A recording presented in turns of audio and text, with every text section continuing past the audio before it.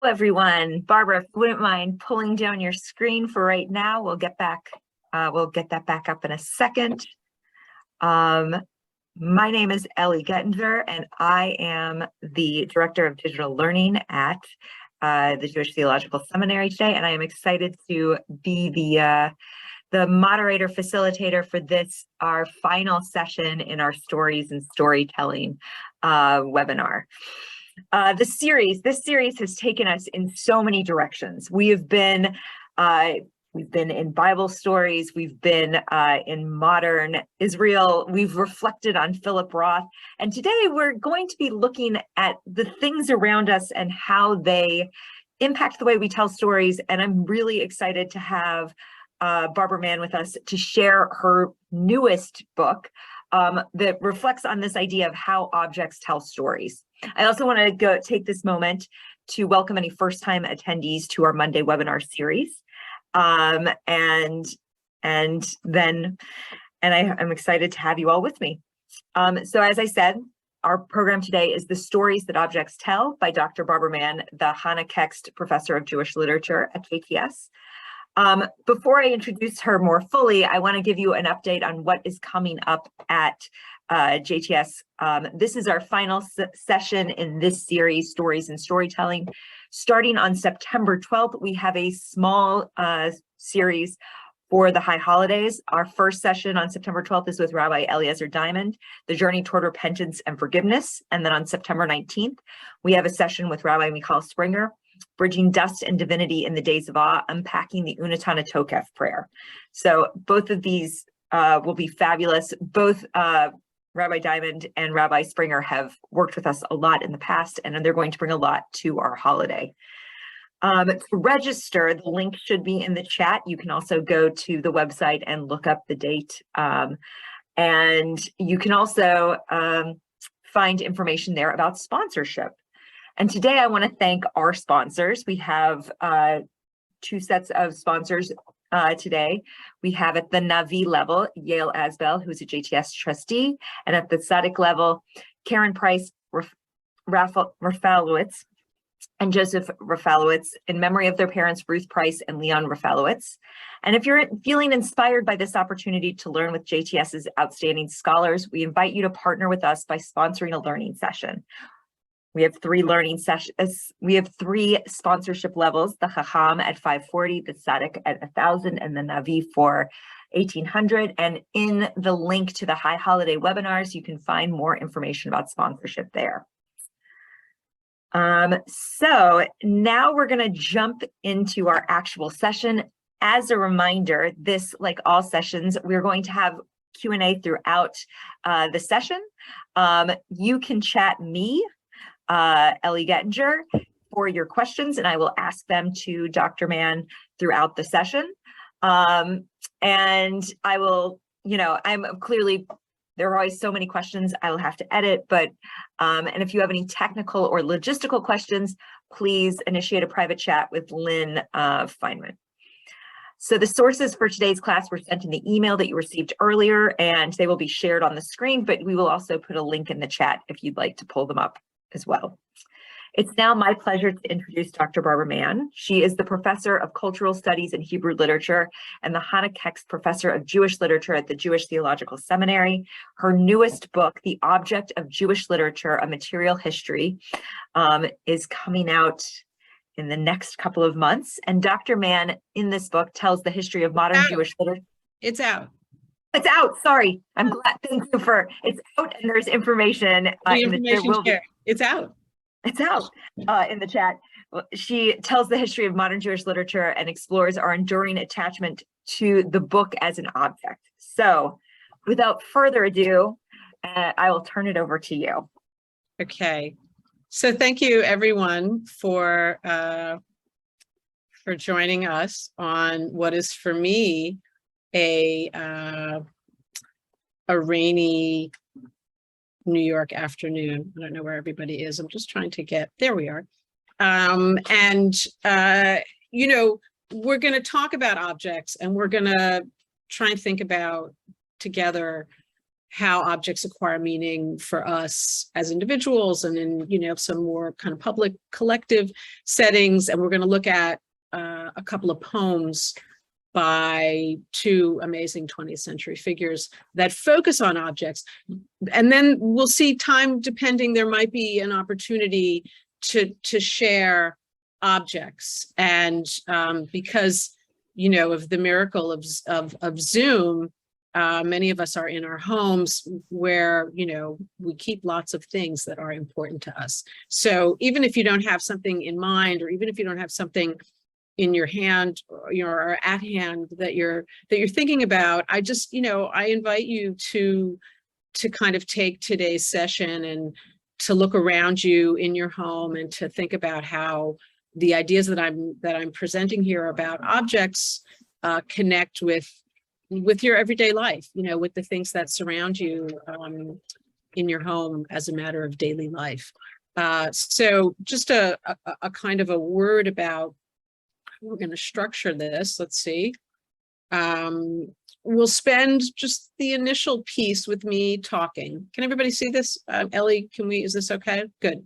I'm going to kind of introduce just some key terms, some ideas to think about how objects acquire meaning, right? So objects in and of themselves, we just want to say, are inert, right? I mean, they don't have agency.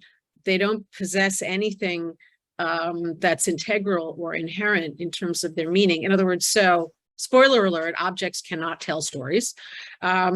We tell stories about objects and we kind of endow them. We have a number of sort of cultural concepts about the power of objects, idols, fetishes, souvenirs, right? I mean, you know, this is a kind of almost a human universal that we recognize that objects are inert and don't in and of themselves contain inherent meaning, but we invest them with a tremendous amount of meaning, again, as individuals, personal objects, objects that you own, objects that you have, as well as culturally and nationally. So I'm going to introduce in the first part of today's session a few terms that I was told that I can't call these theoretical terms because that's like an alienating concept. But I don't think that any of these terms are really super hard to grasp. As a matter of fact, I think that they're kind of intuitive. And I'm going to kind of move through them a little bit, and then I'll pause after I've presented all of them,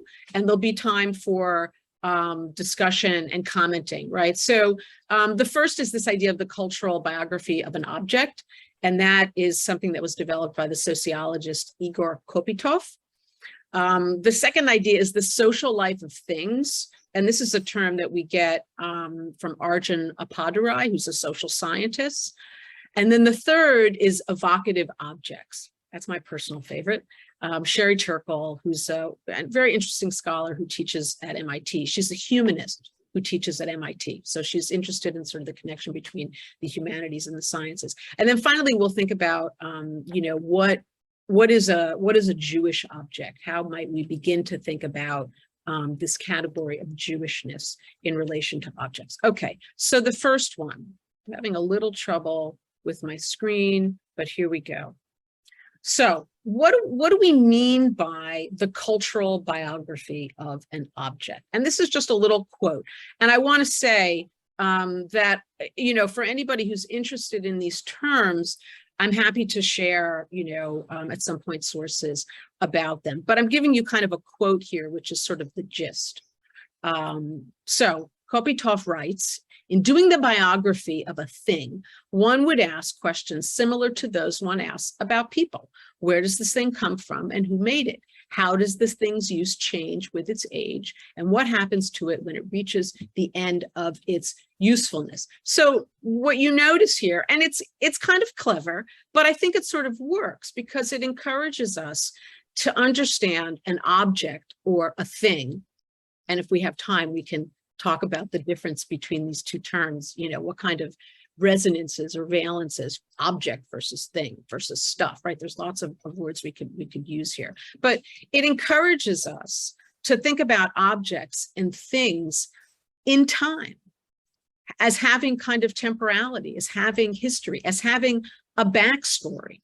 right? As being made even from other objects, whether natural or man-made, right? And of course, also a part of any biography of an object is where it came from, where you got it, where you bought it, who gave it to you, who's it for, what do you use it for, right? So this is sort of the main thing that this idea of a biography of an object gives us, which is this idea of time and of temporality. Okay, so the next idea, and again, we're gonna break after I present all of this, and we'll have questions and comments and all of that. So here's another sort of related idea, the social life of things. And you'll see here also that there's a little bit of, again, that sort of temporality exchange, right? But if Kopitov gives us time, Apadari gives us people.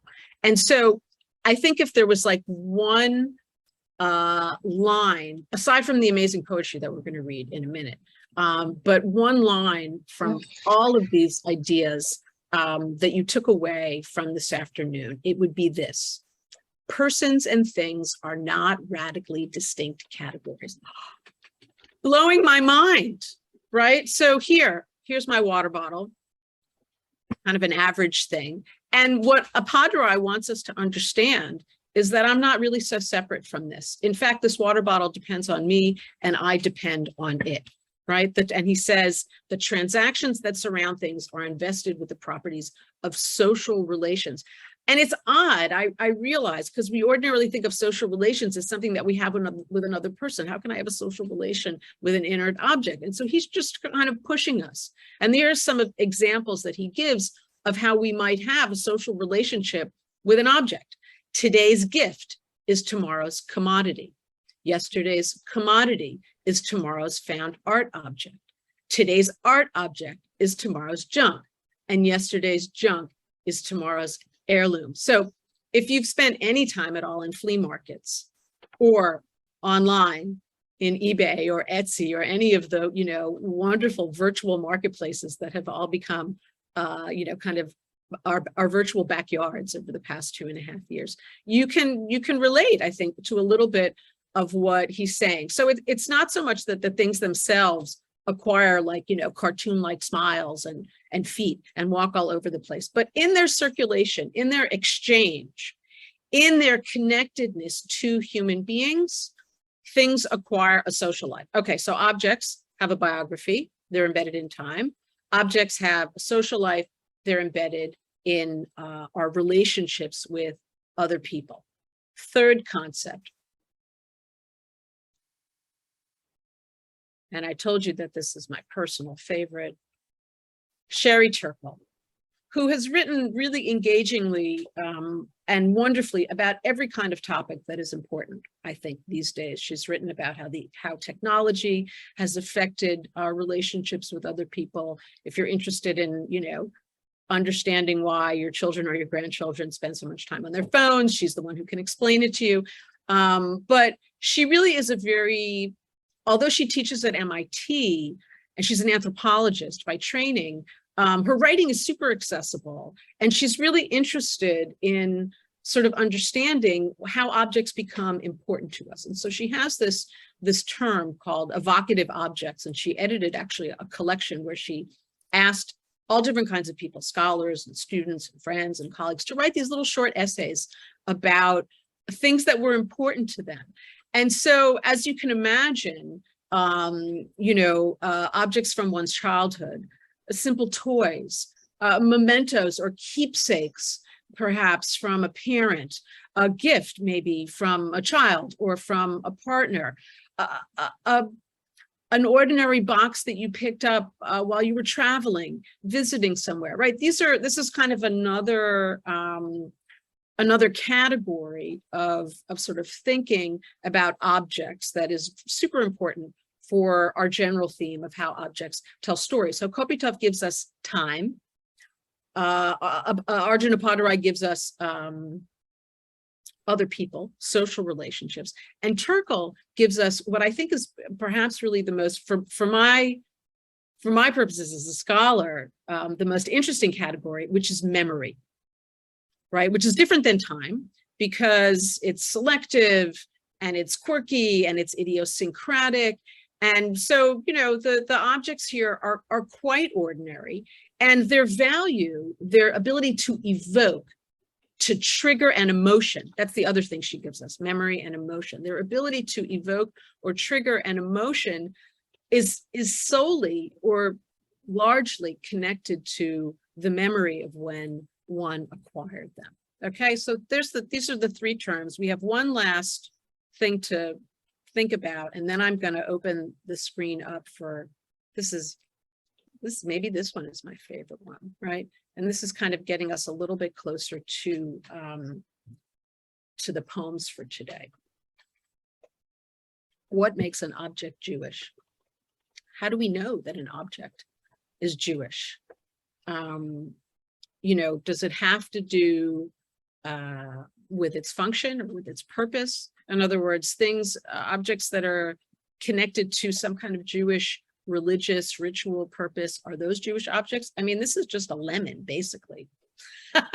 But, well, it's a citron, technically speaking, but it's just a kind of a piece of citrus fruit. But that when we wrap it up or when we put it in a special box, I was just in Tel Aviv, and the flea markets in Tel Aviv are filled with these etrog boxes that people brought from every part of the world. It's crazy. When it's almost like a little coffin. It's really unnerving. But when we place them in a special bag, and when we place them next to the lulav, which is also just a collection of branches, really, but it's specific vegetation connected to the biblical land of Israel. When we put them all together, does that make it Jewish? I don't know. Here's bagel and lox. What is more Jewish than bagel and lox? Tell me, please, as an object. I mean, I'm throwing all of these questions out there. I was going to say I don't have any skin in this game. I have a lot of skin in this game, but I'm kind of ecumenical. You can see my choices here. Anything that has Hebrew letters on it, does that make it automatically a Jewish object? I don't know. I mean, the Torah kind of qualifies, but what about this crazy Yankees hat? I love the Yankees. They're unbearable to watch these days, even when they win. But is this a Jewish object? And then finally, I want to say something about these notebooks down here. This is in the bottom right of your screen. So these are a collection of notebooks that were used in a school in Bratislava, a middle school in Bratislava, and they were owned by a young girl named Ruth Pressburger. And they were notebooks that she used for school. Any old school, not in particular a Jewish school, but they're part of a collection at Yad Vashem. They're an artifact that Yad Vashem has chosen to keep as part of their collection about material culture related to the Holocaust. So are they now Jewish objects? I mean, the most provocative question to ask in this regard is about Auschwitz. Is Auschwitz a Jewish space? So you can see, I know I'm seeing Ellie's face here. I'm watching you on my screen. So, these are the right faces to make, but these are really important questions to ask. And we could ask, for each of these objects, and for many, I'm sure that you could think of, and also that you are surrounded by. And I can see some of you in your beautiful homes. You might want to just take a glance at the shelves in back of you and see what's there, what fits, what for you is an evocative object, and what emotion or memory does it bring to mind? Do you have a Jewish object somewhere in your home? I'm assuming that if you're on this webinar, you somewhere in your home have something that you think of as a Jewish object. Why is it Jewish for you? You don't have to answer any of these questions, but just think about it. And, is there an object that you own or that you have in your house that has a particular biography, where you got it, what it's made of? Does that make it special? Some neighbors of mine just gifted me a rug yesterday. I'm just thinking, like, wow, that's always going to be now the rug that my neighbors gave me, no matter where I put it. That's part of its biography. And then finally, what is the social aspect of that object? Can you think about who gave it to you? And, what is special about it now that it's in your possession? So now I'm going to stop sharing. I don't know what time we're at, but I am going to stop sharing just for a minute. We're at 12:20, and we're going to, thank you. We're at 1:20. on my part. Yeah, sorry, I'm in Central Time. So I mean, just to sort of give people a preview before we pause, or give you an opportunity to think if you want to ask or say anything, we're gonna take these ideas and we're gonna move into the poems. But I just wanted to pause to see if there was any. Oh, this is already generating a lot of conversation. Excellent. People would like to say that the thing more Jewish than a bagel and lox is chicken soup or matzo ball soup. I had at least 3 people write that in immediately. So I just, and then there's others who are saying this reminds them of the PBS series, The History of the World in 100 Objects, which was part of a BBC, BBC, an exhibit at the British Museum. But then we have some really— I love that. I love that whole frame. I'm really attached to, Well, and as you know, I'm a recovering museum educator, so I love this idea of objects that tell stories, because that's what I used to do. This was a really interesting question. It's the question of whether ideas can also stand in as objects, or are ideas in a separate universe? So I'm just going to take my prerogative as the mancha of this webinar. How do you say mancha in Hebrew? As the leader of this webinar? No. As a colleague of mine used to always remind me, Vanessa Oakes, who's a scholar of religion who teaches at the University of Virginia, she's written a biography of the Haggadah, by the way. Somebody's interested in this idea of biography and text. So can a text be an object? That, if you want to know the answer to that, you have to read my book. That's the big question. How is a text an object? And so this question of material culture, Vanessa Oakes, she used to always say to me, it has to be an object. Like, it has to have some texture. It has to have materiality, right? So I don't think an idea can be an object, which isn't to say that ideas aren't important, and it isn't that ideas aren't influential. But I would personally draw the line at materiality versus ideas about materiality. And I think even Marx would have agreed with me. Does it matter if the meanings of the object are personal, knowable, or only, like, if this is something like the Liberty Bell versus my grandmother's teacup, Absolutely not. I don't think. I mean, what does it mean matters? I don't know who asked the question, but what does it mean? I think it's this question of how it fits into this broader concept of, does it need to have a big story, or is any story? I think this is an excellent question, right? And so if you go into museums, you will see items that have a big story, and they historically, I think, have been given prominence in museums. But more and more, you can walk into museums. I mean, if anybody saw, if you're in New York and you saw the exhibit on Auschwitz downtown at the Museum of Jewish History pre-COVID, although maybe it's still there. Anyway, the centerpiece of that exhibit was actually shoes. So in particular, when it comes to the memory of trauma, I think these personal sort of mundane objects have really come to resonate and symbolize, like, this whole idea of, like, the big story, the little story it's kind of up for grabs. And so this goes all the way back to the 70s and the beginnings of what we now call microhistories, or history from underneath, cultural history. What constitutes history? The big story or the little story? And those are all in quotes, right? And so I think that, historians certainly in the last, oh my God, is it a half century since the 70s? Right. There's now this attention to those so-called smaller stories, minority, all of that. So I just, the question is, what does it mean to matter? You'll see in these poems as well, I think, a struggle with, what do these objects mean and how can they matter? So to wrap up this block of questions and get into the poems, are things different? Like, do we include things like ruins, buildings? How big can an object be?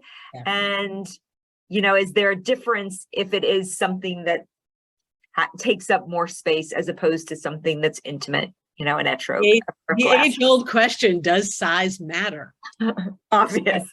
Sorry, couldn't resist. You know, I think architecture is a form of material culture. So yes, buildings are objects. And no, it doesn't matter. And you'll see in the Amichai poem, actually in both of the poems by Schlegel, whose poem is set in the Warsaw Ghetto in 1945, and Amichai, who's reflecting on objects in the past while in Jerusalem, right? That both of the poems also kind of skirt, you know, the question of the built environment. So objects and their owners or things, objects and subjects, they exist in a material space. They exist often in a built environment or in the natural landscape. This is really the tricky one. This is the one that my students and I always struggle over, is nature an object, right? Ooh. So a tree is an object, but what about the natural landscape? So I think that the architecture, because it's constructed, for me at least, it's easier for me to sort of think about it in these ideas: cultural biography of the building. Okay, the building, blah, blah, blah. The sort of the lived nature, the social life of the building then would be all the stuff that happens in it. If any of you have been to, and here's a little plug for the fantastic new campus that JTS built and has been kind of a little bit off limits a little bit because of COVID, but you know, that's a great example of a building that exists, and now all of the activities, the learning and the social life that have filled it have turned it into something else. But when you get to nature, it's a little harder to thread the needle, I think. It's almost like you need the human interaction in order to quantify it as an object, or you don't? No, I mean, this goes to social scientists who, it's how you think about space, right? So there are all these social scientists who will tell you that space is constituted by social behavior. There's no such thing as space without people. This is another topic, and for that you can read another book. But I think that the human aspect is huge here. Yes, that's what all of these ideas are pushing us towards. And you can see, by the way, this is the last thing I'll say because I want to get to the poems. You can see how a lot of these ideas, which have been percolating in a number of different fields throughout the 20th century, how they all bring us to environmentalism. They bring us to a recognition that we are people in the world. Okay. Thanks. I'm excited to jump into the poems, and we'll be ready for our next set of questions. So I'm going to share again. I'm going to come back to my screen. I wanted to just give you just a little bit. So the plan is to think first about Schlegel and Władysław Schlegel, and then we'll take another quick break there, I think, after that poem, and then we'll go on to the Amichai. So Władysław Schlegel was a Polish Jewish poet who lived and died in the Warsaw Ghetto, and his poems were discovered after the war. He was a figure of some, you know, moderate, I don't want to say fame, stature, right? He was sort of known in his lifetime, but you can see he was a young guy. But the way that we know his material today is that it was recovered as a part of what is known as the Onyx Shabbos archives. So the Onyx Shabbos archives, which are actually located, here's one of his manuscripts. I have just a few images here of sort of, because it's a poem about things, I also wanted you to see who's the person who asked about the idea as a thing. Well, here's a text as a thing. This is a manuscript, it's an actual manuscript of this poem in the original Polish that was recovered as part of the Onyx Shabbos archives. The Onyx Shabbos archives is this amazing collection of material that was written and produced in the Warsaw Ghetto as a kind of a record of daily life. Emanuel Ringelblum, a very prominent historian, created this kind of network of ethnographers. They were internal ethnographers, and they wrote about life in the ghetto. He understood, he was an extraordinary figure, and he understood that, you know, that the life of the ghetto should be recorded so that people could read about how they lived, not just how they lived in the ghetto, but also Polish-Jewish relations before the war. Not everybody knows about that, but that's part of the Onyx Shabbos archives as well. And of course, the amazing book by Sam Kassow gives us all of this history. I recommend it to everyone, essential reading for any person on the planet in the 21st century. But the documents that Schlengel's poem, Schlengel is his name, in case you're wondering how to pronounce it. Schlengel is his name. That they were a part, his manuscript that this poem was a part of, was discovered in the Onyx Shabbos archives. The archives themselves, these documents, were created, as I said, during the war, and they were buried before the ghetto was destroyed. And they were miraculously recovered. Here they are. This is at the Jewish Historical Institute in Warsaw. Some of you might know about them from these milk cans that they were buried in, right? These documents, hundreds and hundreds of pages of documents were put into these milk cans and buried beneath the ghetto. The ghetto was destroyed. And in 1946, Rachel Auerbach, who was one of the people who was a part of this cohort, this cadre of people that Ringelblum had worked with to document life in the ghetto, she returned with some other people and was able to locate. It's a crazy story. You really can't make this up, right? That they were actually able to recover, I think it was like 3 out of 4 or 2 out of 3, a big majority of a large, preponderance of these documents. And we now have them to know about life in the ghetto. And Schlengel's manuscripts were a part of them. This is one last little image that I'll show you. And you can see himself, as any writer did, he had different versions of the poem. And when we read the poem, we'll talk a little bit about this distinctive structure, but you can see how there's one version which sort of matches the version that you have, right, with this very distinct sort of layout in big indent here. And then there's another version which is more ordinary. We really don't have any idea about which was first and which was second. In other words, we don't know what his ultimate final version is because we have no access to that. So now I'm going to stop and we're going to read the poem. Okay, does everybody have, I'm going to read it. Lynn, do you want me to put it up or are you going to put it up? Should I put it up while I read? I see people nodding and I'm going to do that. All right, Lynn? Yes, I'll do that. Hold on, I do have it. Give me just a moment.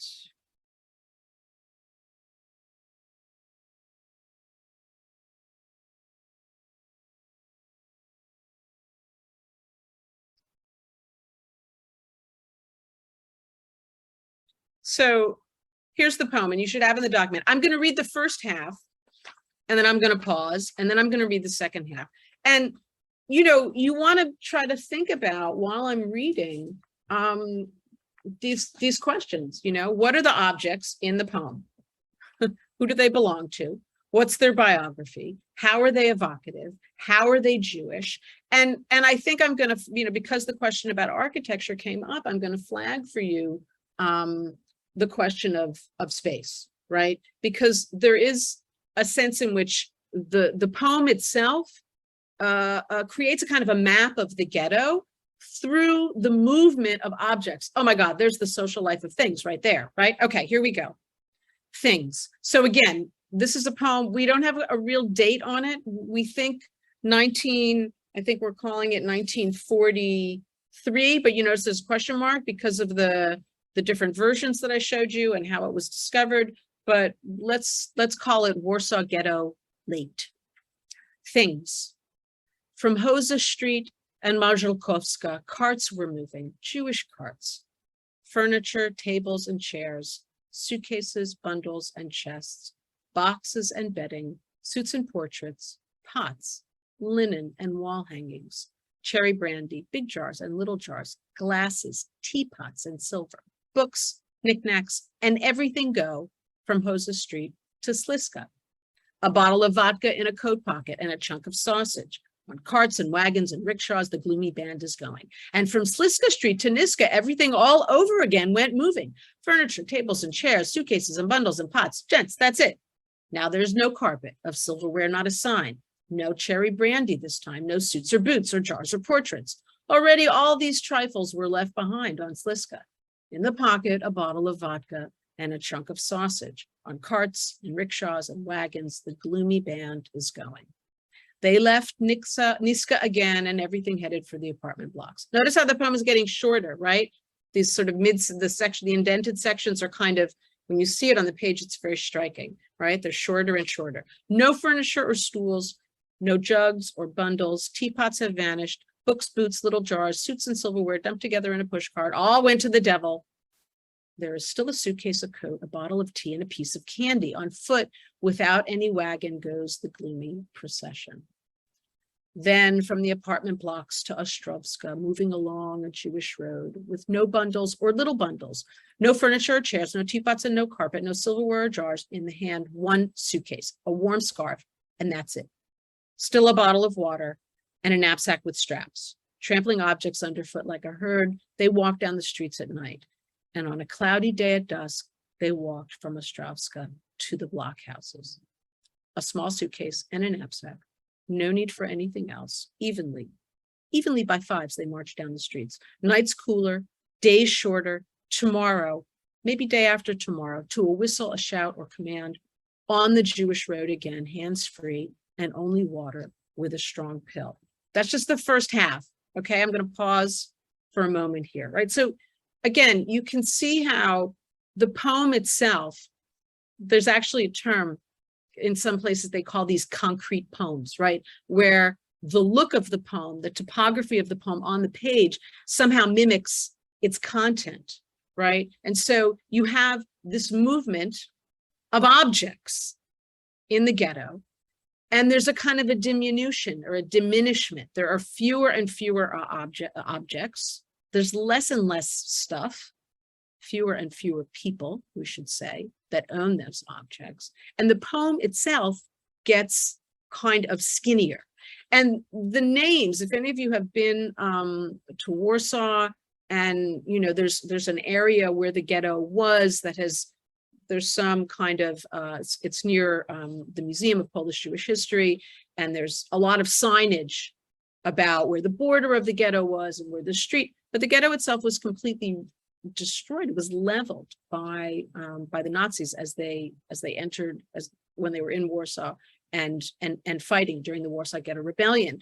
But what Schlengel's poem gives us is a kind of a mapping, a kind of a recreation of the material space of the ghetto through these movements of objects. Now, did you think about the cultural biography of these objects? Did you think about what they might evoke or not evoke? I'm not going to put the poem back up, but I do have it in front of me. Did you think about the social life of these things?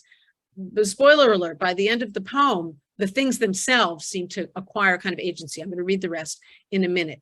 But what's interesting to me, and I'm just going to put this out there and we can maybe discuss it in a few minutes when we take another short break, is this use of the term Jewish, right? There's Jewish carts and there's a Jewish road, but I'm sorry, but there's no Chanukiah, there's no Kiddush cup, there's no kippah. In other words, there's none of, in this poem at least, those objects which would have been, even in 1943, overtly tagged as religious qua Jewish, right?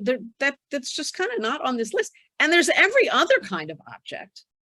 If you've been in Eastern Europe or in Germany and Central Europe in recent years, there's flea markets that's filled with this stuff.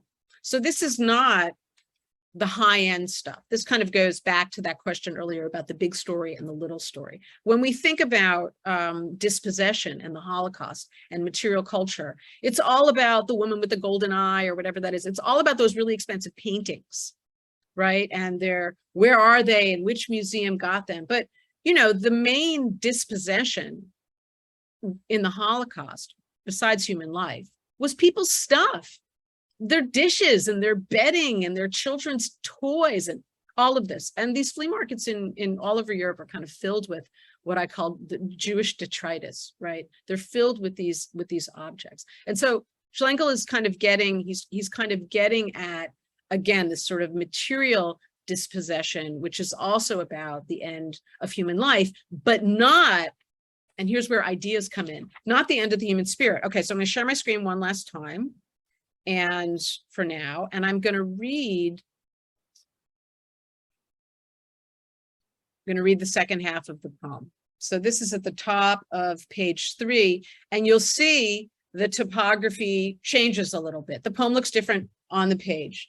This is at the top of, if you have the text, it's that top of page 285 from the Umschlagplatz. The Umschlagplatz is the location in Warsaw where Jews were brought from the ghetto to be sent to Auschwitz. That's basically, and there's a beautiful memorial there today with the names of all different kinds of people and all different towns that people came from. But the Umschlagplatz is a step away from death. From the Umschlagplatz across the city all the way to Mazalkowska, life, Jewish life, is growing in houses that are empty, in abandoned apartments, abandoned bundles, suits and down covers and plates and chairs. A wood fire still smolders. Ooh, my phone is ringing. Hold on, that's terrible. Hold on.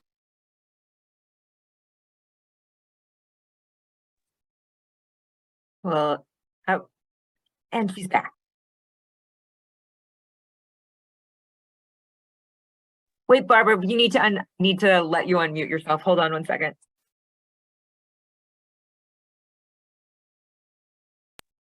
Sorry, it's these primaries in New York. They call the house all the time. So notice that despite the fact that all the objects are emptying out, there's something called Jewish life, which is growing. In abandoned apartments, abandoned bundles, suits and down covers and plates and chairs, a wood fire still smolders. Spoons lie there idly. There are family photographs scattered in a hurry. A book lies still open, a letter in mid-sentence, a glass not drunk, and playing cards, half a hand of bridge. Through a window, the wind stirs the sleeve of a cold shirt, an eiderdown cover indented as if someone had nestled there. Ownerless things lie around. A dead apartment stands waiting until new people populate the rooms. Aryans. They will close the windows, begin a carefree life, and make these beds, these Jewish eiderdowns, and wash the shirt, put the books on a shelf, empty the coffee from the glass. Together they will finish the hand of bridge. While in a wagon, only this will remain, a bottle half empty with a strong pill. And in the night of fear that will come, after days of bullets and swords, this is an allusion, I think, to the uprising, all the Jewish things will come out from chests and houses, and they will run out through the windows, walk down the streets until they meet on the roads, on the black rails. All the tables and chairs and suitcases, bundles, the suits and jars, and silverware and teapots will leave and disappear. And no one will guess what it means that the things have departed. No one will see them.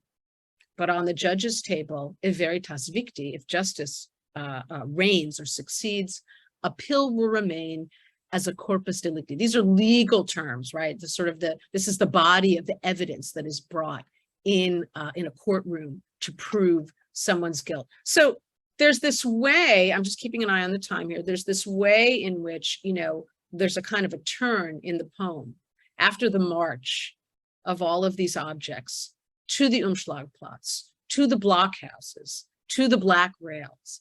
There's this kind of turn. It's a brilliant poem. I mean, Schlenkel, it's crazy that he wrote this poem in 1943, and here we are marveling over it so many years later. The sort of the brilliance of that turn, where he says, well, what about those objects? That, that pillowcase, that eiderdown, that blanket, isn't it still Jewish? It's still warm, right? The glass of tea is still there on the table. And then he imagines a second scenario. And this is the question of dispossession that I alluded to earlier, where other people who he calls Aryans come in and take these objects. And we know that historically, this is what happened. What happened to all those Jewish dishes, all those linens, all the toys? Neighbors, Jan Gross wrote an amazing book about this called Neighbors. All that stuff ended up in people's homes, not just the houses themselves, but also their stuff.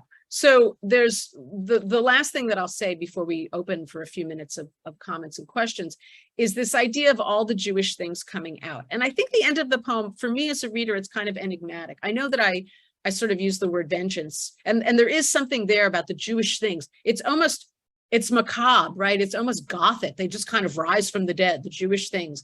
That's very Yiddish, by the way, right? This sort of zombie, this image of dead kind of coming back and doing something, running down the road. So what are they doing? Are they seeking vengeance? Are they coming back to fight?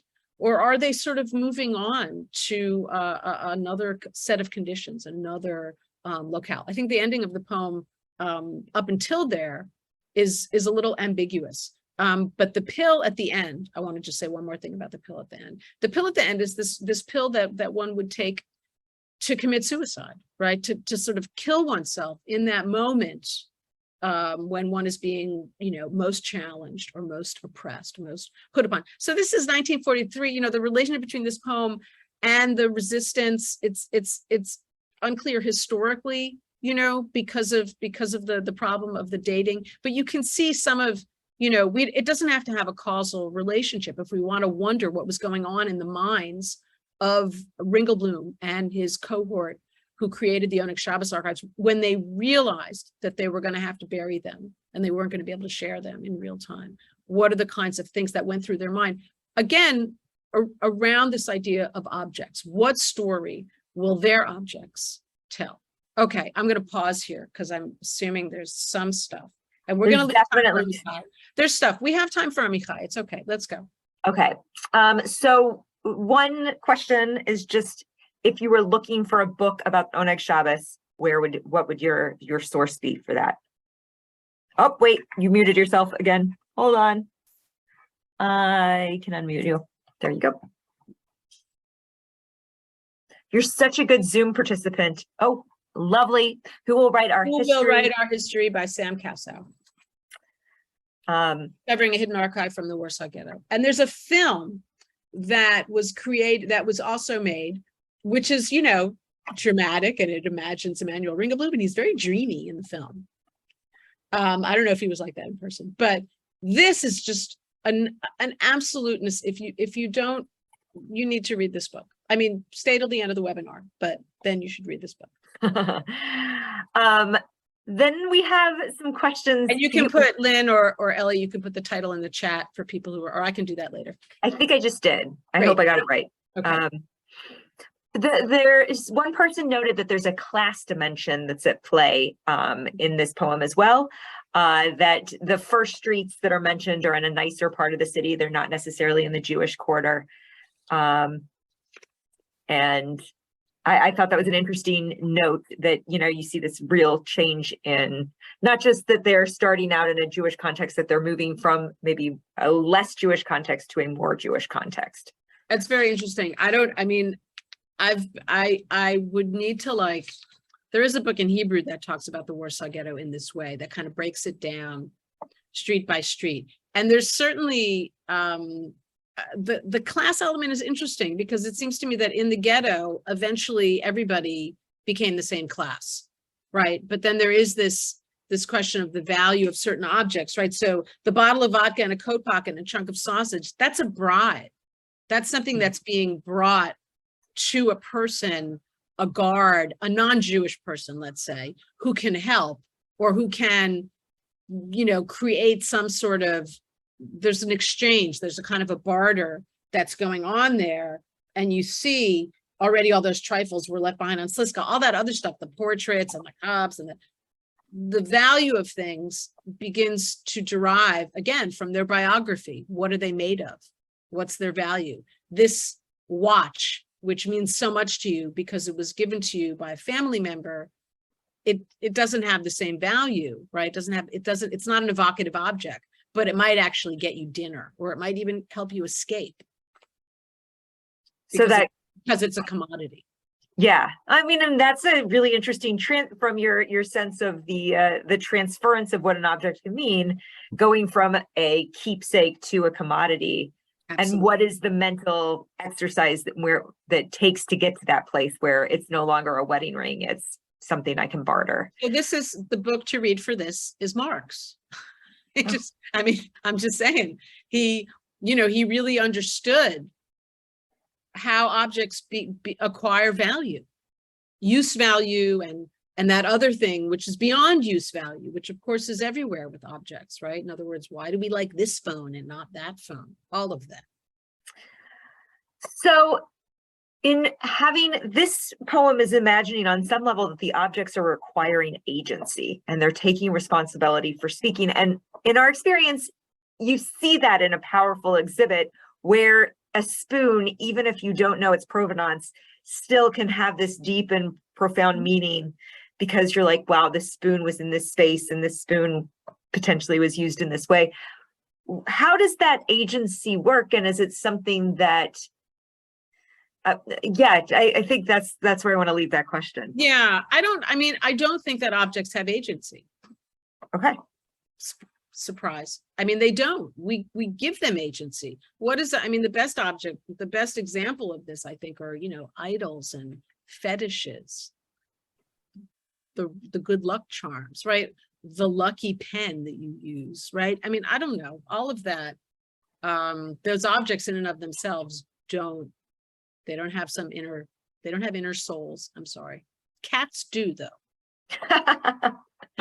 But it's all about how, I mean, I think religious objects are, really an outstanding example of this. The way that we handle certain objects, the reverence, when we say that things are sacred or holy, they're sacred and holy because we say they are.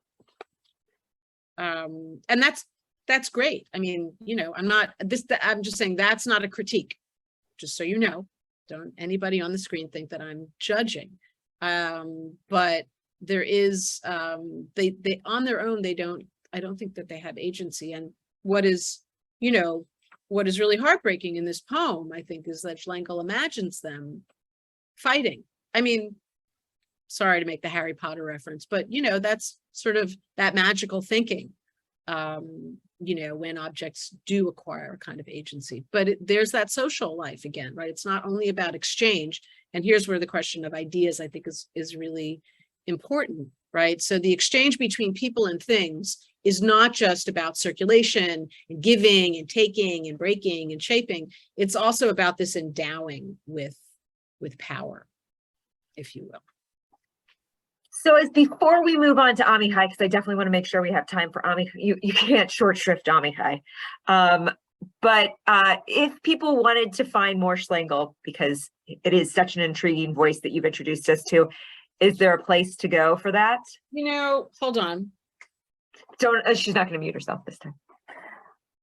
And while she's away, there's some really interesting scholar who I really objects. like. This is a scholar who I really like. Can you see the name? Yes. There's not a lot about Schlegel in English. There's stuff about Schlegel in Polish. And I think actually in the book, Who Will Write Our History, the history of the Warsaw Ghetto, that there's stuff about Schlegel there. And there's a kind of an interesting, like a little footnote. I know that I talked about the milk cans, but there's some discrepancy. Like one part of his manuscript was discovered with the Onyx Shabbos archives. But then there are other poems of his that were actually discovered after the war, even a little bit later, inside a table. It was a wooden table that somebody was breaking apart for firewood. Can you believe it? It's a crazy story. And there was this sheaf of poems. So his work, which is this poem, which is really interested in objects and all of these, questions about what do objects, why are they important to us? The survival of his work is also really intimately connected to other objects, which I just think is really interesting.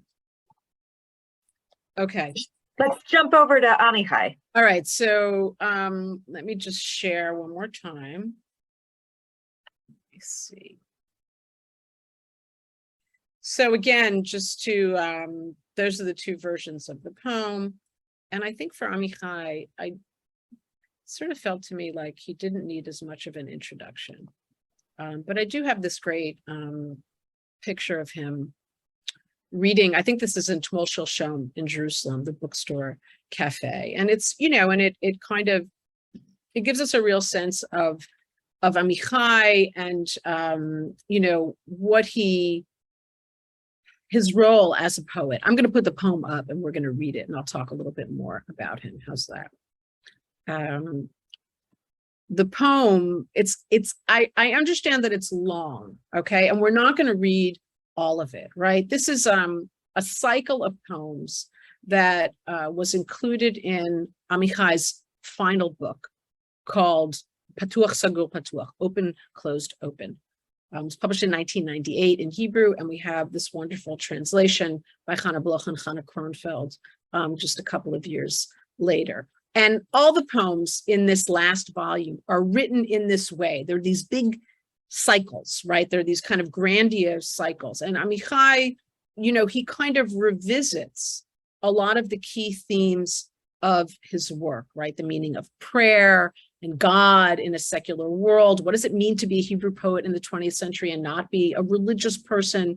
What is that poet's responsibility to the language of tradition? A kind of a fidelity to the local landscape. He was a poet of Jerusalem par excellence.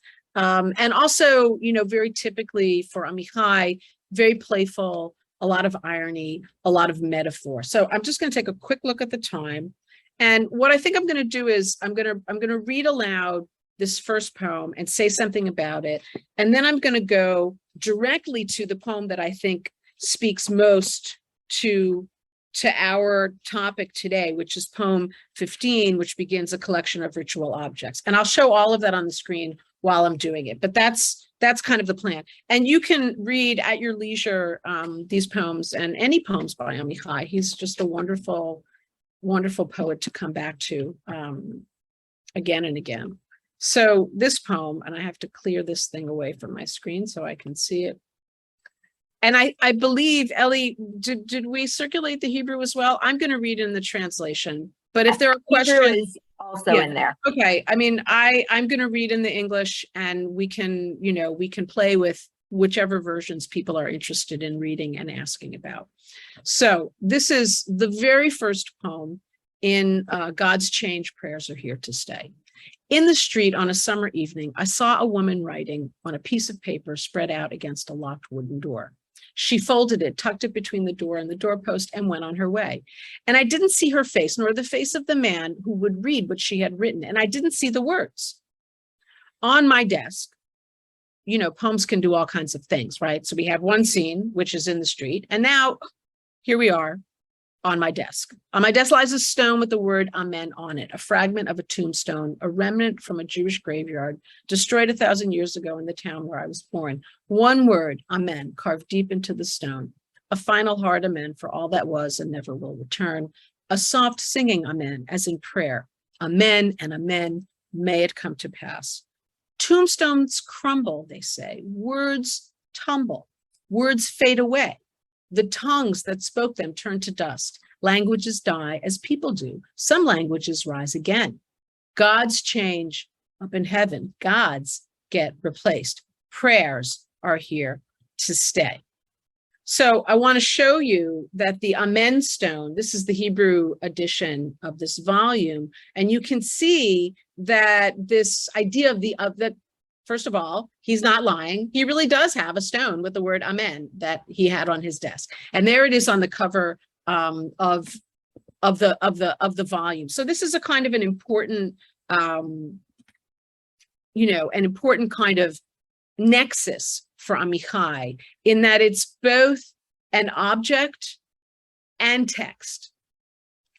Okay, right? So you see where we're going with this, right? And so, you have the sort of this introduction, that introductory verse where we get this very kind of playful, this is classic Amichai, where he describes a really banal interaction or some sort of banal activity, but all of a sudden lingering in the background is some other kind of theologically, spiritually charged scene. So a woman's kind of leaving a note. This is a poem, obviously, that was written before texting or any of that existed. So she stopped by to visit a friend. The friend wasn't there. She leaves a note saying, I was here. But of course, the physical description of it and the sort of the focus on her secreting this note into this little crack reminds readers of the way in which many people approach the Kotel, the Western Wall, and secrete a little note there. And there, of course, I mean, you're leaving a note for God. I don't know. I mean, I do it too. We all do it, right? So there's this again, and then you have in the Hebrew as well as in the English, this idea of not seeing the face of the man. That's also a kind of an allusion to God and the well-known attribute of Moshe approaching God and not being able to see his face. So there's this kind of theological resonance in the background, and yet the scene itself, the scene that's described, is quite banal. So the effect of the poem is the gap between them, right? And I always ask, with Amichai, and it's hard to know because we don't have him here.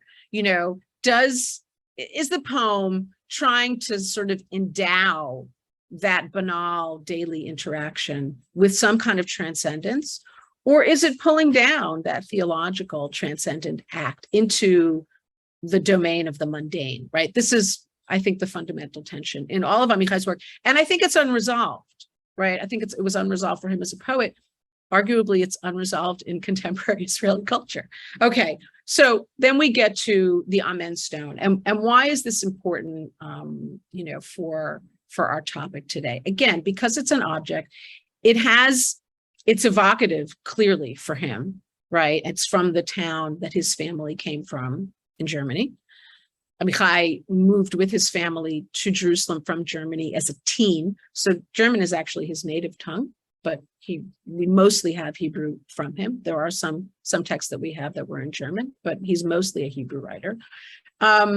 And it also has a biography, right? It has that particular kind of connection with Jewish life in Eastern Europe and the end of Jewish life in Eastern Europe. And notice the sort of the play at the end there. And this we have to read in Hebrew because it's just, where is it? Wait a minute. Oh, no. Right. He says, oh, I'm sorry. I'm going to have to pull it up on the screen because I can't find it. Let's just go to look at the Hebrew just for a moment. This is at the very end.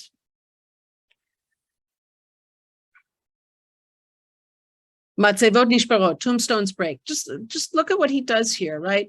Safot metot kebnei adam. Languages are like people; they die. Safot acherot kamot l'tchiyah. They also can be, resuscitated or come back to life. I don't know. People don't do that, but languages apparently do. Elim b'shamayim mishtanim. Gods up in heaven change. Elim mitchalfim. Gods can be exchanged. Atfilot nisharot la'ad. Right, atfilot nisharot la'ad. And so, I think that there's a way in which the tfilot, what are the tfilot? The tfilot is human culture. It's creative expression. And that's the thing that for Amichai remains. I want to get to the main poem, the main event here. I'm going to read that out loud and then I'll open the screen again. Okay, so I see that in the English, it's actually poem 13 in your version. I'm not sure why I thought it was 15. But again, this is some of that same. This is from that same series, a collection of ritual objects in the museum. And think here again. I want to kind of revive for you. I'm not going to put it on screen, but I'm going to revive for you that this idea of one person's junk becoming another person's heirloom, all of that. So we get, I think, really in a really strong fashion here, this notion of objects, the meaning of objects, the stories that objects can tell as contextual and evolving over time. A collection of ritual objects in the museum, spice boxes with little flags on top like festive troops. You're never going to go to the Jewish Museum again and look at the spice boxes without thinking of that image, right? And many fragrant generations of sacrifice and the memory of many Sabbath nights that did not end in death. And happy menorahs and weeping menorahs and oil lamps with the pouting beaks of chicks like children singing, their mouths wide open in desire and love. And long metal hands to point out everything. So what he's referring here to is the yad, is the sort of the yad is the term for the metal pointer that one uses when you're reading from the Torah scroll. So it's hard to translate it, but that's what he's referring to here, right? Long metal hands to point out everything that is no more. The human hands that held them. That's just extraordinary. You're never going to read the Torah again without thinking of your human hand in that hand, right? Long since underground, severed from the bodies, Seder plates that rotate at the speed of time. So it seems they are standing still. And Kiddush cups in a row on the shelf like soccer trophies or victory cups from the track and field of generations. All is gold of grief, silver of longing, copper of calamity. If we have time, I'll talk about the Hebrew here because the translation is just brilliant. A collection of ritual objects like the gaudy toys of a baby god the gift of an aged nation, like the strange instruments of a ghost orchestra, like some odd motionless bottom fish deep in the waters of time, a collection of ritual objects donated by Dr. Fuchtenwagel, Jerusalem dentist. And whoever hears this will assume a delicate smile on his lips like well-wrought filigree. Okay, I have to stop sharing because I want to see people. And I'm assuming that, right, there is a way that people can access these. So notice, the first thing that you know that we can just note is that the objects in this poem are quite different than the objects in Schlengel's poem. So first of all, they are in a museum, right? We have already that context, that frame, which gives us the story, right? The museum is the story. If objects can tell a story, then the museum is the Scheherazade, right? The museum is the master storyteller, reinventing, telling different stories every time it curates a different exhibit with the same objects, different stories. So, and then we also have, I think notably in the Amichai, in this part of the poem by Amichai, we have objects that we can sort of tell a Jewish story about, or they have that overt Jewish function, the yad that I mentioned to read the Torah, the Kiddush cups, et cetera, the Chanukiot, the spice boxes. So, there is this kind of, it's a slightly different slice, right, of objects. But, we can ask some of the same questions, right? We can ask some of the same questions. And I know that sometimes Amichai, he kind of makes you laugh, but he's really serious, and this kind of this back and forth between the Kiddush cups that are like trophies, right? That's another one of those, that sort of tension between the high and the low. But it's not just clever. He's really asking, what meaning do these objects have now that they are in a museum and no longer being used for happy Sabbath memories? I'm just gonna stop here for just a second because I feel like there's so much that people might want to say or ask about this poem, okay? And I'm happy to read other pieces of it, but I thought that of that whole long poem, this was the one that most kind of got at what we're talking about today. Is that okay, Ellie? Can we stop for a moment and see? Sorry. Yes, definitely. So please send your questions to me. Put them in the chat. So one question that's come up, and this came up with both the Schlengel and the Amichai, is when we talk about poems and texts as objects, when you have them in translation, how does that change the relationship with the object? Are we shifting the object because now we're getting the object through translation? I think, first of all, that's a great question. I have to drink a little more water. Please feel free. I think I'm going to say something. Okay, I'm going to say this, and we'll see if this makes sense. Anytime poetry more than prose draws our attention to the text as a made object. There's at least one poet on the screen that I know of, and I see them nodding, so I think I'm going in the right direction.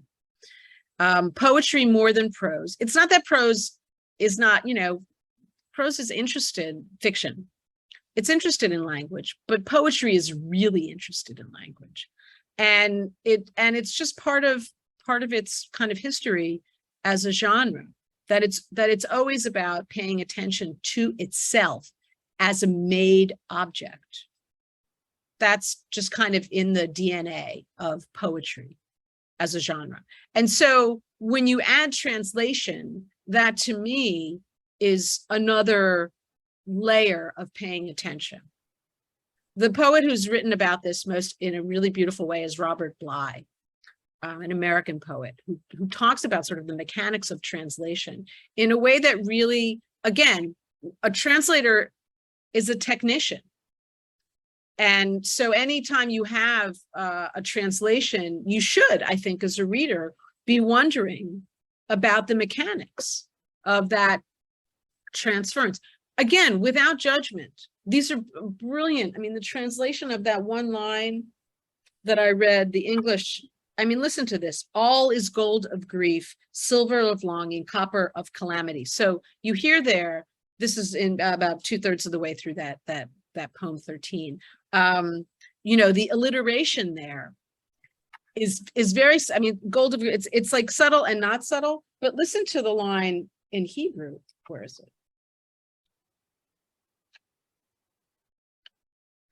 Where is it? Oh my God, I can't find it. Hold on.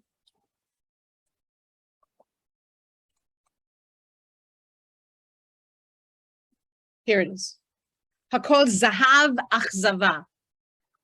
You can hear the alliteration in the Hebrew if you don't understand it. Zahav achzava. So that's the gold of grief. It's really disappointment, but they made it grief because they want the alliteration. Kesef kisufim. Oh my God, that's like a brilliant line in Hebrew, like sort of the silver of longing. But I don't know. I mean, they give it there. It's just much better, right? Nechoshet achoshech. So, you know, that's a translation where you think, wow, you pay attention. So anytime you pay attention, I think the poem as an object is sort of elevated. Does that make sense? It definitely does. I think it also responds to the critique I once read that reading poetry in translation is like kissing through a plastic bag. Well, Bialik said kissing through a veil. That's it. Okay. Maybe I live in a plastic bag world. But you see, I think, no, I mean, that's why I think that translation as a discipline, and we think differently now about different languages, let's just say, like that idea, I think it's not that it's wrong, but it's just not generous. Yeah. I mean, why not be generous? To get the context that when you're reading that and you hear it, and the calamity and copper, you feel that. There are a couple of people who are asking about the significance of the dentist name and also how the person himself, that he's turning Feuchtwanger, I think, or I'm going to butcher that name, into an object himself. Oh, that's nice. I think so. Yeah, please go on. Well, no, because his description, instead of just being, you know, that he's the dentist, he's filigreed. So that there's this kind of, that the people and objects are almost at the exact same level within the poem. That's a really beautiful observation. And I think that there is, you know, when you're in a museum and you try to, again, you want to understand the cultural biography of what you're looking at. You want to know where it comes from and who owned it and who donated it, or, you know, what are the ways in which it got to be owned and by that museum and placed in the exhibit case before you. And so it's true that there is this way in which the people become a part of the exhibit, right? And I think that this notion of the filigree, right? That's probably what the you know, the phrase in Hebrew, ma'aseh machshevet adinim. It's this kind of crafted, you know, they become a kind of a made object themselves. And that, you know, again, to go back to that first question, can an idea be an object? Can history be an object? Well, I mean, history is made of objects because it's, you know, so much of the way in which we come to understand history is through archival documents, and which are old and are, you know, kind of have these sort of, you know, the provenance and what's it made of and the kind of ink and the kind of paper and all of that. But, you know, history itself as an object, I think, is something that Amichai is sort of flirting with a little bit in this poem. So this is a really interesting kind of playing with this idea of history as an object is the question of prayers as objects, and then how they become imbued with generational meaning. But then on top of that, let's add another layer of our oral history, you know, our oral traditions. Are those objects or not until they become a written text? So yeah, I mean, that's great, right? So this is, I said earlier that that nature is always one of those categories that's hard to sort of parse or place in this schema of objects. And the body, I think, is the other object that is also equally challenging, because in both of those examples, prayer and oral history, you have all of the traditions, right, that surround the recitation, the performance, if you will, of prayer and the recitation of oral histories, right? They don't, simply because they're not written down doesn't mean that they exist in a vacuum. And so you could ask, is music an object? That would be the other way to go with this. And, if you're kind of just thinking about this question of affect with an A, right? Sensory perception, anything that we can kind of interact with in a sensory way. Smell is another really great example, because the certain smells are so evocative, and maybe it's attached to a recipe that has a cultural biography. Right, here we are with the food again.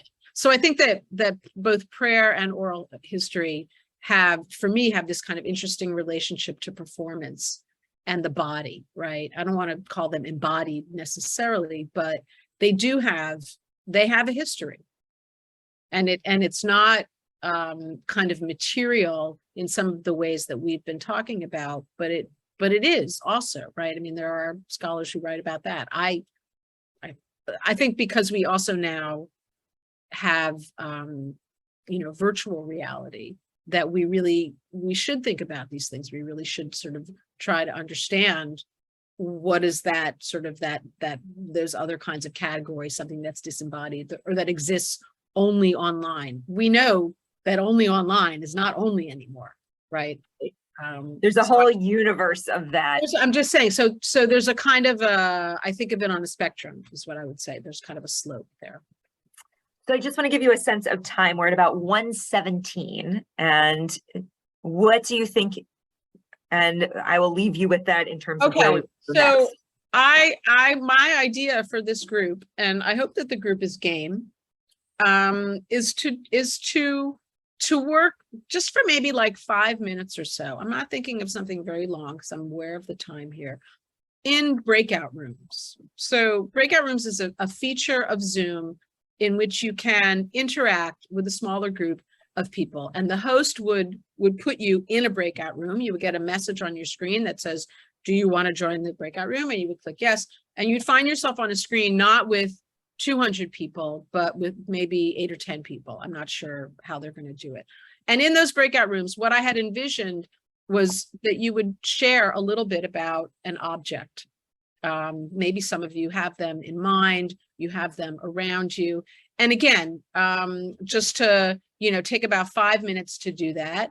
And then we'll come back and we'll conclude, right? I'll try to kind of bring us back together again. And I might ask people again to think about sharing their object, a little bit of the biography of their object. What is evocative for them about it? Where did it come from? Why did they choose it, etc. Okay, Ellie, are we good? We're good. I'm moving people to breakout rooms now. You should just go. Just so you know, you'll be in the breakout room, maybe 5 minutes, and then the host will bring you back. Pull you back and yeah. You don't need to do anything. You don't need to do anything. You will be placed, and then you will be you'll be right. And then also if you try and give like a visual for people who might be on phones or might have visual impairments, just give a quick description of what your object looks like. A sentence about what your object looks like, and then what does it evoke for you? Something about its biography, something about your social relationship to it. Okay, 5 minutes. Let's try that. Let's go.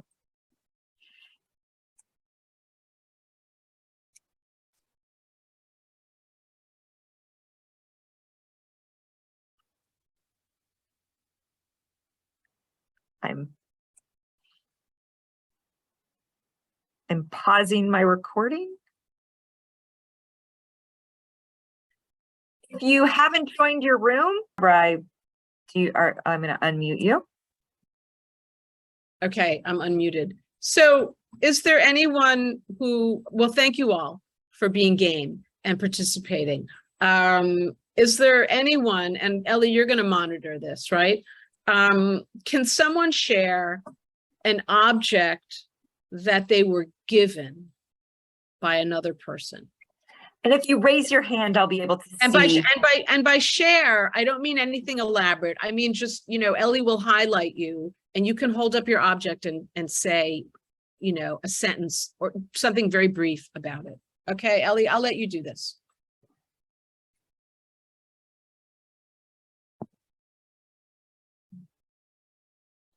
Sharon, you can go. Yeah. Right. Like I said, this is a ring that my mother bought for herself. It's diamond and emerald. And when my father gave her her diamond wedding band, she told my niece that she was going to give her the ring. I said, Mom, I'm a May birthday too. I'm emeralds. I said, I'd like to have it. She asked me if I would rather have her diamond heart. I said, no, I want the ring. She took it off. She gave it to me. And she said, I want to have the pleasure of watching you enjoy wearing that ring. And this was given to me a couple years before she died. Thank you for sharing. I see Judy there, Judy Bisman with a little cup. I can't unmute you, but I think that Ellie can. You have to actually unmute your, yeah. Oh, am I unmuted now? Yes, Yes. go. This is a Kiddush cup, and it comes from what is today Lithuania, but at the time it was Russia. And I was given, it belonged to my great-grandparents who were the immigrants to this country. And it's so tiny, I thought it might be part of a set, you know, where each family member took a little cup. But before they died, my mother asked her cousin if she recalled anything, and she said no, but there was another woman in my group who had a very tiny cup, very similar to this. So this was, that was my object. Thank you. Thank you for sharing. I want to say, David, you're up, but anybody who wants to just hold their object up to the screen is welcome to do that. It's really very beautiful to see everybody's things. Thank you so much. David Kurtz, please. Oh.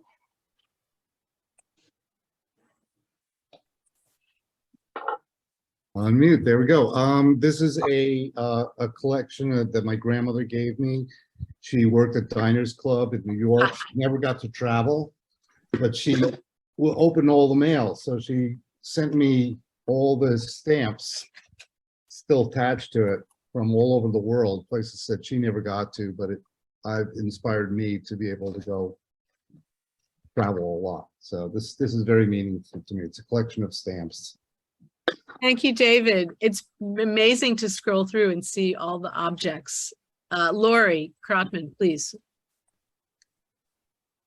Okay, this is a girdle from a factory. My grandfather was a poor immigrant who came from the old country, was a tailor, and he eventually owned a factory called Trio, and they manufactured bras and girdles, and they were sued by the DAR for producing this American flag. And, you know, it had a profound impact on me for women's rights and, you know, factory workers and all the stories that went with it. So that's my object. Fantastic. Naomi Gretz. I'm sorry if I'm mispronouncing. So this is very new. A friend, we live in Israel in Omer, and a friend of ours who works with wood wanted to thank my husband for having been his rabbi for a very long time. So he made us this besamim box, and it's really a work of art. I mean, you can really see it's absolutely, the wood is beautiful, and it's just a lovely, everything is finished very nicely on it. Titradshi. Oh, that's a good one. Only you could only do that word in Hebrew. Probably should use be it our well. last one. Hi, Karen. And then we should probably wrap up for today, but I'm going to unmute Karen and then we'll wrap up. So anyway, can you hear me? Am I okay? So I started collecting junk from flea markets and stuff. And as my friends had to clean out their parents' houses, they would hand me their stuff. And this came from a lady, Rita Tchaikovsky Heller, and it sat in her on her kitchen table with her medical bills. And my friend came and said, nobody but you will want this. And so I keep this in my living room now with some glass fruit in it. And it's just this beautiful, big, huge, turn it which way? That way? I want to see the underside. It's It's like a wheelbarrow. wheelbarrow. It's a wheelbarrow. I've never seen Wow. anything like it. It's that 50s art from Israel. And it's just, and of course, when she saw it in my house, she said, gee, I wish I'd thought of cleaning that up. But it's fine. So, and I love it. And I loved her mother, so it's a great piece. Thank you. So as we're wrapping up today, Barbara, just in terms of, and we're a little bit over, so thank you everyone for your patience, especially as we tried this new experiment. Are there anything else, you know, clearly we're all in this place where we're looking around our houses and we're looking at the things and what are the ways in which they tell stories. Are there any things that you think this really gives us by looking at our things, not as things, but as, you know, conduits of history, of memory? You know, what else what does that offer us? Well, I mean, it gives us meaning, no? Doesn't it? I'm not sure, you know, where, I don't know if it's functional. It's not pragmatic. But, you know, if you've ever cleaned out the home of a parent, then you know what I'm talking about, right? So there's ways in which, and maybe this is a post-COVID thing as well, where we really have come to value the materiality of human interactions in a way that is quite profound. So I think, you know, if it gives you more meaning, if it gives you a way to think about what to keep and what to give to someone else or repurpose, as my daughter likes to say. These are all, I think these are kind of really important behaviors that are rapidly changing, and they're good to, you know, to keep on top of. I can stay on for another minute or two. I don't know. I see no one should feel obligated, but there were a couple of hands that were still up. Ellie, Okay. If that people okay? are okay with that, let me just go ahead and say thank yous for those who are getting off. Once again, thanks to our sponsors, Yale Asbel, JTS trustee, and Karen Rafalowitz. I'm sorry if I'm butchering that. Joseph Rafalowitz, in honor of their parents, Ruth Price and Leanne Rafalowitz. Our next sessions start on September 12th and 19th. They're that high holiday mini session. And you can register for that, the registration's in chat. And thank you all so much for being part of this series and being part of our cadre of storytellers. And thank you, Barbara, for really what an amazing session today. And we will turn it back over to our really, really exciting objects. And